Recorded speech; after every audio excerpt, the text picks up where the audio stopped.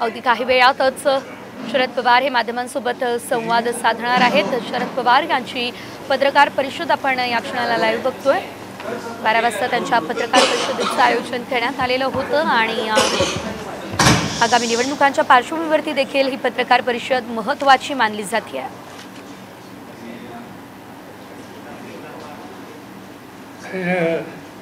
अशी ही आपली भेट काहीतरी गैरसमजूत दिसते। मी असं ठरवलं होतं की तुमच्याशी गप्पा मारायच्या, वेगवेगळ्या काही तुमच्या मनात कल्पना असतील त्या जाणून घ्यायच्या, पण ऑफिशियल प्रेस कॉन्फरन्सचं स्वरूप याला या ठिकाणी आलेलं आहे। तर माझी विनंती ही आहे, तुम्हाला काय विचारायचं ते विचारू शकता, पण मोकळेपणाने ही प्रेस कॉन्फरन्स व्हावी अशी माझी इच्छा आहे। एक दोन गोष्टी सुरुवातीला सांगायच्या की काल सुप्रीम कोर्टाचा जो एक निकाल झाला, विलकीन वार्नरच्या केसमध्ये, ज्याच्यामध्ये 7 व्यक्तीची हत्या आणि एका भगिनीवर अत्याचार,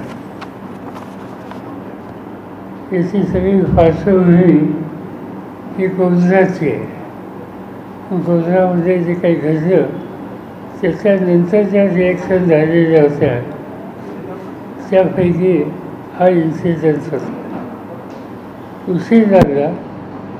पण निदान सुप्रीम कोर्टाने जे याच्यात गुन्हेगार सहभागी आहेत त्यांच्या संबंधीची स्वच्छ भूमिका घेतली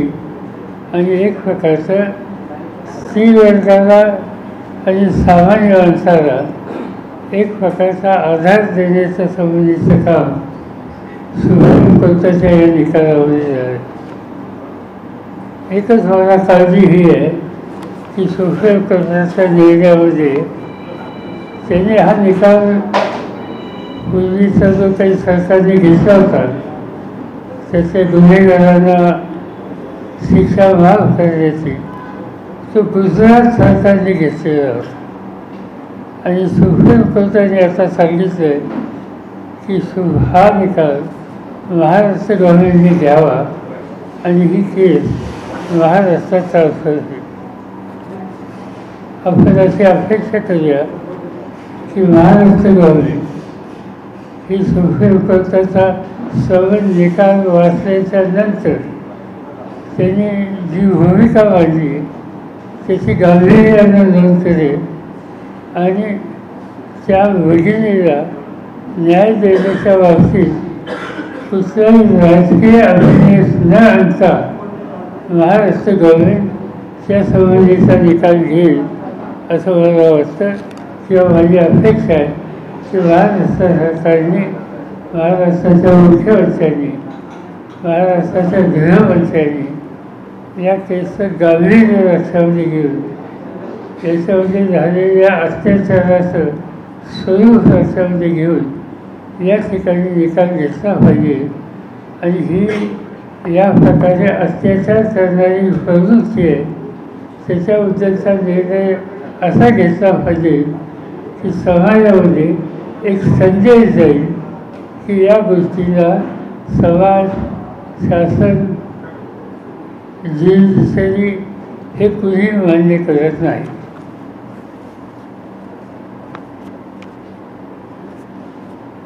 त्याचं काही विचारायचं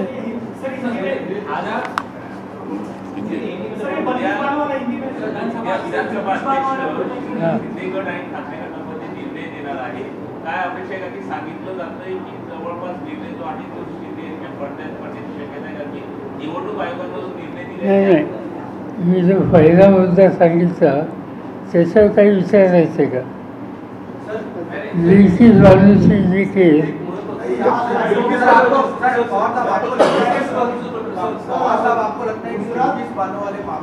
गुजरात सरकार ने